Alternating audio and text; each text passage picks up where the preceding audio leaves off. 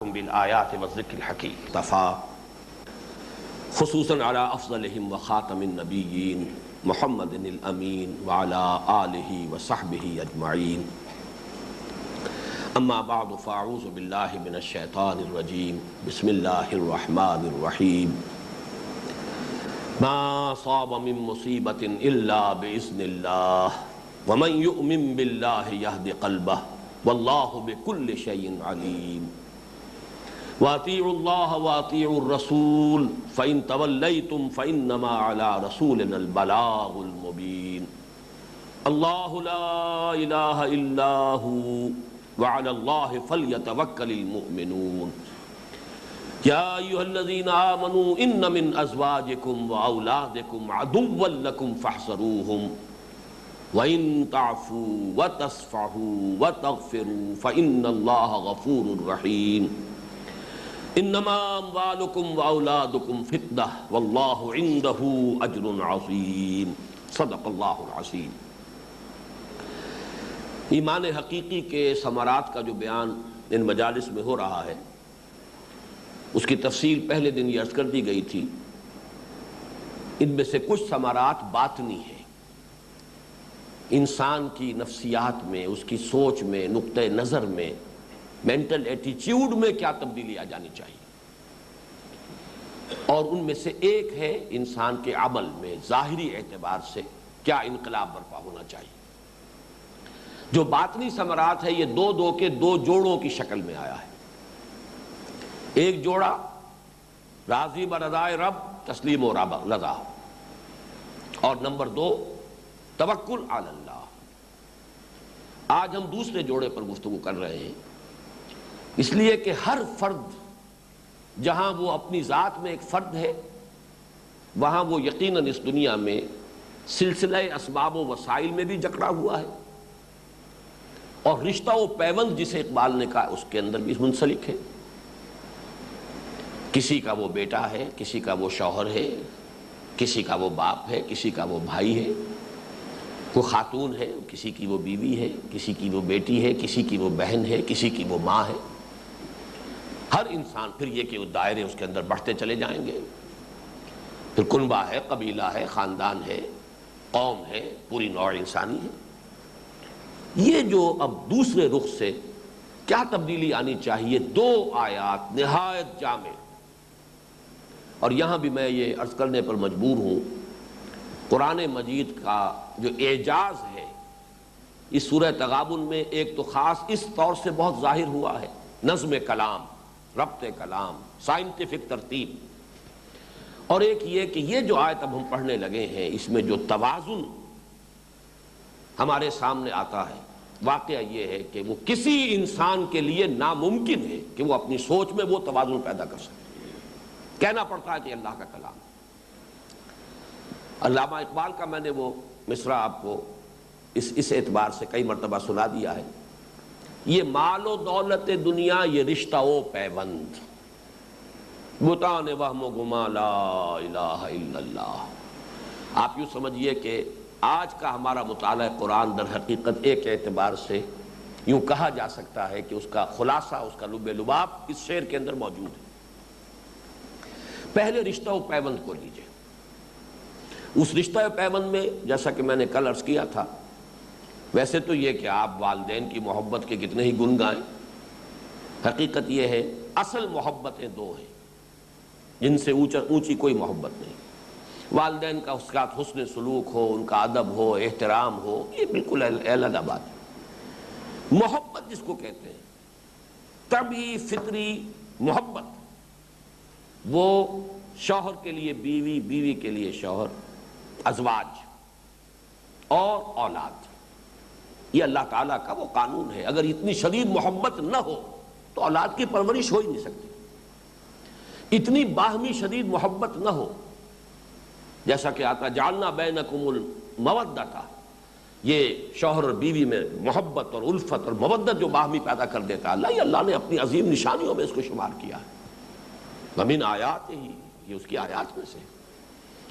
اگر یہ نہ ہو تو یہ ہمارا تمدن کا سارا جو ہے، یہ اس کی رونقیں یہ ہو ہی نہ۔ کون گھر گھرستی کا کھکھیڑ پالے، کون اولاد کی پرورش کی مصیبتیں جو ہے اپنے سر اٹھائے، بڑی شدید محبت ڈالی. لیکن یہی محبت پوٹینشل ڈینجر، یہ خطرے کی گھنٹی ہے، یہ سرخ جھنڈی ہے. اگر انسان محتاط نہ رہے، چوکس نہ رہے، چوکن نہ رہے، تو یہی محبت غیر شعوری طور پر اسے غلط راستے پر ڈال دے. اب اس مضمون کو دیکھیے، ادا فرمایا یا ایھا الذین آمنوا ان من ازواجکم واولادکم عدوا لکم فاحذروہ. اہل ایمان، یقیناً تمہاری بیویوں میں سے اور تمہاری اولاد میں سے تمہارے دشمن ہیں. کتنا سخت لفظ آیا، بہت کرٹ انداز ہے تاکہ بات کھل جائے. دشمن، بیوی دشمن ہوگی شوہر کی، شوہر دشمن ہوگا بیوی کا، والدین یا اولاد جو ہے دشمن ہوگے ایک دوسرے کی؟ نہیں ہیں، کیونکہ یہی محبت طبعی جو ہم نے ڈال دی ہے، یہی در حقیقت ایک پوٹینشل ڈینجر، ایک خطرہ ہے. اگر چوکس نہ رہے اسی محبت کے زیر اثر، ان کو اچھا کھلانا، اچھا پہنانا، ان کی خواہشات، ان کی فرمائشیں، ان کا جذبات کا لحاظ کر کے آدمی حلال کو حرام، حرام کو حلال، جائز کو ناجائز، ناجائز کو جائز، یہ سب کچھ جو کچھ ہو رہا ہے اگر آپ تجزیہ کریں گے تو اس میں سب سے زیادہ پورٹنٹ فیکٹر یہی ہے. ان من ازواجکم واولادکم عدوا لکم. حضور نے فرمایا کہ بہت ہی نادان ہے وہ شخص جو دوسروں کی دنیا بنانے کے لیے اپنی عاقبت برباد کرا لے. لیکن اصل میں کیا ہے اس میں جو ہمارے لیے جو اصل مغالطے کا سبب کیا ہے؟ ہم دوسرے سمجھتے نہیں انہیں. یہ تو میں ہی ہوں، میری ہی اولاد ہے، میری ہی شخصیت کا تسلسل ہے، یہ تو یک جان دو قالب ہم ہیں، صرف میاں بیوی جو ہے ہم تو در حقیقت یک جان ہیں. اس اعتبار سے یہی مغالطہ ہے. اصل شے یہ ہے کہ انسان ذہن میں رکھے وَكُلُّهُمْ آتی ہے یوم القیامت فردا. قیامت کے دن ہر شخص کو انفرادی حیثیت سے پیش ہونا ہے. نہ بیوی کام آئے گی، نہ بیوی کے شوہر کام آئے گا، نہ اولاد والدین کے کام آئے گی، نہ والدین اولاد کے کام آئے گی. اسی لیے دیکھیے قرآن مجید ان چیزوں کو جب تک کہ بہت ہی واضح اور کلیئر انداز میں بیان نہ کیا جائے، جو بسا اوقات بہت چونکا دینے والے ہیں. یوم یفر المرء من اخیہ وامہ وابیہ وصاحبتہ وبنیہ لکل امرئ منہم یومئذ شأن یغنیہ. وہ دن جب نفسی نفسی کا عالم ہوگا، جس دن کے بھاگے گا انسان اپنے بھائی سے بھی اور اپنے ماں سے بھی اور اپنے باپ سے بھی اور اپنی بیوی سے بھی اور اپنی اولاد سے بھی، اور ہر ایک کو اپنی پڑی ہوئی ہوگی. یہی مضمون سورہ معارج میں آیا. یود المجرم لو یفتدی من عذاب یومئذ ببنیہ وصاحبتہ واخیہ وفصیلتہ التی تؤویہ ومن فی الارض جمیعا ثم ینجیہ کلا انہا لظی نزاعۃ للشوی تدعو من ادبر وتولی وجمع فاوعی. جس دن کے انسان یہ چاہے گا کہ کسی طرح میرے باپ کو، بیٹے کو، بیوی کو، جورو کو، میرے خاندان کو، میرے کنبے کو، پوری نوع انسانی کو جہنم میں جھونک دیا جائے، مجھے بچا لیا جائے. یود المجرم لو یفتدی من عذاب یومئذ ببنیہ وصاحبتہ واخیہ وفصیلتہ التی تؤویہ ومن فی الارض جمیعا ثم ینجیہ. جو اس روز ہونا ہے ذہناً نفسیاتی اعتبار سے وہ کیفیت یہاں مستحضر رکھو، دھوکے میں مت آؤ. یا ایھا الذین آمنوا ان من ازواجکم واولادکم عدوا لکم